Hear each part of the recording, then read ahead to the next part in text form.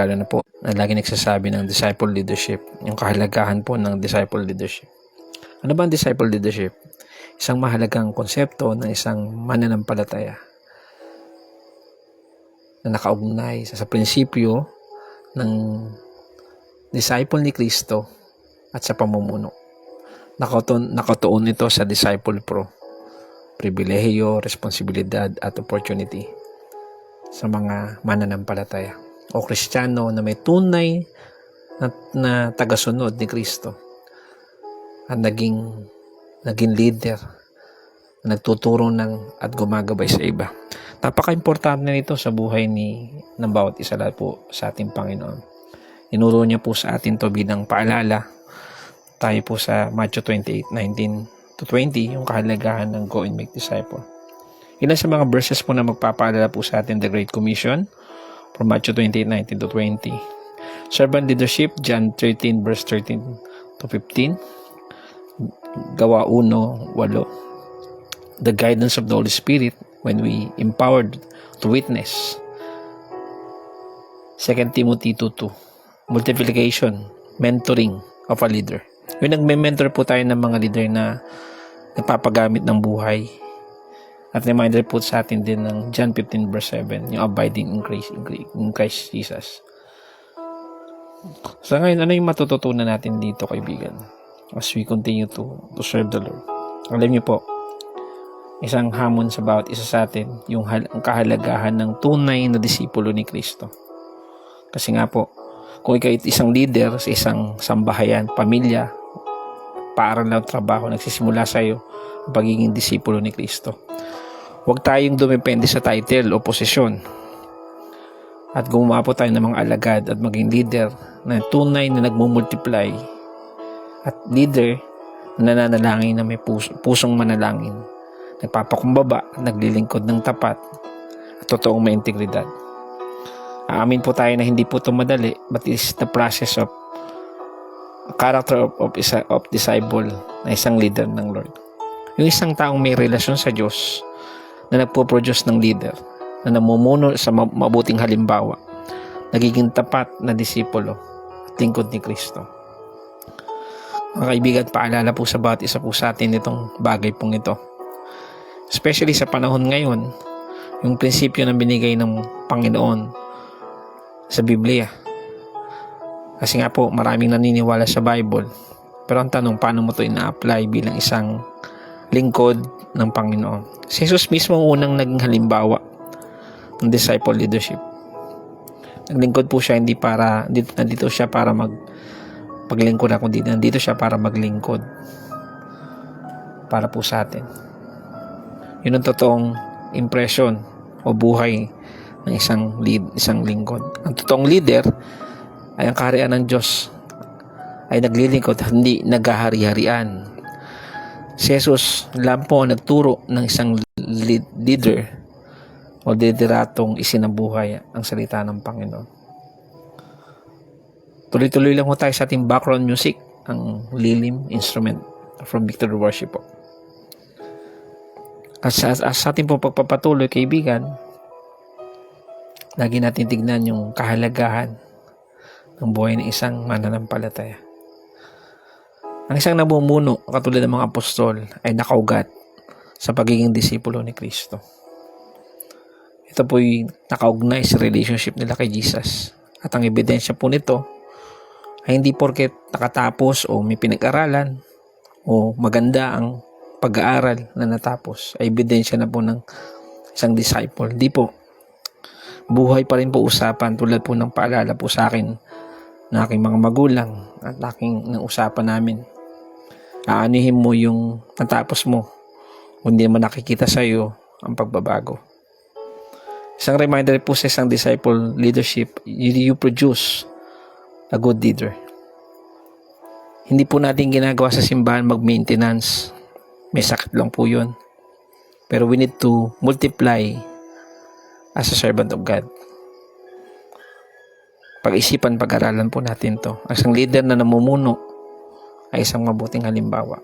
Hindi ko sasabing perfect na po ako. Pero sa disciple leadership, hindi po boss ang mga leader o pastor. We need to shepherd the church. At even sa namumuno, nakikita po ang mabuting karakter. Ito po yung utos ng Lord sa bawat isa. Ang tanong, ano po dapat nating panalangin? Let us continue to pray for disciple leadership. Let us pray for desire to obey direction. Yung totoong direction, intimacy with the Lord, surrendered life every day, nagkakamali ka, humingi ka ng tawad, papaayos ka sa pamamagitan ng salita. Commitment, you need commission, and you have compassion. Kasi kung meron kang pag-ibig nang galing sa Panginoon, you will commit yourself to the Lord. At ngayon, handa kang isugo para sa kanyang kaharian. We need to involve ourselves, kaibigan. We need to prioritize kung ano po yung dapat. We have lifestyle or life testimony, and we need to exalt God in our life. Ano naman yung leader? Lordship ni Jesus, dapat mag-submit. Maranasan mo empowerment ng Holy Spirit, accountability, dedication for God's glory, hindi para sa tao. We need to equip our lives with God's Word at kung ano man pong pangalaga sa salita ng Diyos at revelation ito sa buhay natin, i-reflect po natin ito bilang lingkod ng Diyos. Kaibigan, ang isang mananampalatayang disciple leadership ay namumuno sa pamamagitan ng kanyang relasyon kay Kristo. Una, tagasunod siya ni Kristo. Pinapamuhay ang salita ng Panginoon. Nagsasanay siya sa salita ng Lord at magsasanay ng iba upang mamuno. At hindi posisyon, kundi relasyon ang pundasyon sa kanyang paglilingkod. Tuloy-tuloy lang mo tayo, kaibigan. KSP po, Kuya Sani. Pwedeng pare, Kuya Sani pare. Paalala po sa bawat isa po sa atin. Tayo po yung manalangin. Paano napakabuti mo sa bawat isa? Ipaalala niyo po sa amin, Panginoon, sa simpleng usapan dito sa KSP, na kung saan ang bawat isa po sa amin ay magkaroon ng disciple leadership na nakatuon kay Kristo. Sa oras pong ito, Panginoon, humingi po ko ng tawad kung ano pong kasalanan ang hindi po karapat-dapat sa iyo. And even our lives, Lord God, even in our family, even in our strength. Pinapanalangin ko rin po sa iyo, Panginoon, na alam po yung natin yung proseso at purpose ng isang disciple. Kayo po ang tatawag, hindi po ang tao. Magbabago po ang kanyang buhay at magkakaroon ng malalim na relasyon sa iyo. Magtatalaga po ng buhay yan sa gabay ng banal na Espiritu. At ikukomisyon para po sa iyong kapurihan. Lord God, wala na po issue sa akin kung ano man po mag-reaksyon nila. O reaksyon ng mundo. Mahalaga po, Panginoon. Kayo pa rin po, Panginoon, ang pinaglilingkuran namin. Personally. Tulungan niyo po kami na totoong maligtas. Malaman ang katotohanan. Makita po ang buhay na kay Kristo. Ibahagi po ang misteryo ng kaligtasan. At makita po ang kalooban ng Diyos sa buhay ng bawat isa. My God, i-bless mo, Panginoon, ang oras pong ito. Lalong-lalo na po ang bawat pamilyang naglilingkod sa iyong kalooban. Maraming pong salamat sa kabutihan, Panginoon. Maraming pong salamat sa kapayapaang aming natatanggap. Salamat po, Panginoon, sa magagandang bagay na aming natatanggap galing sa iyo, Panginoon. Kayo po, Panginoon, ang patuloy na mapapurihan at mabigyan ng kagalakan sa aming buhay. Maraming pong salamat, Panginoon.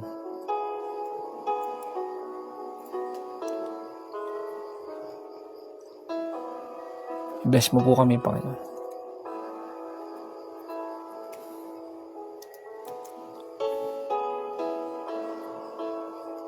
Sa iyo po ang kapurihan. At ngayon, ang Diyos ng kapayapaan na magpatibay sa inyong buhay, sa bawat gawang mabuti, siya nawa ang sa pamamagitan ng banal dugon na walang hanggang tipan, na nagbangon muli sa ating Panginoong Kristo sa mga patay. Siya ang dakilang pasol ng mga tupa. Gawin niya kaya nawa kayong ganap ng bawat mabubuting bagay gawa upang gawin sa kanyang kalooban sa pamamagitan ng Jesucristo. May sagawa niya ang inyong nakakalugod sa kanya. Sumakanya nawa ang kaluwalhatian magpakailanman. Sa nawa mag-overflow, mag-overtake ang blessings about isa. In Jesus' name. Amen. God bless po, kaibigan. KC po. KSP po. To God be the glory. God bless about this.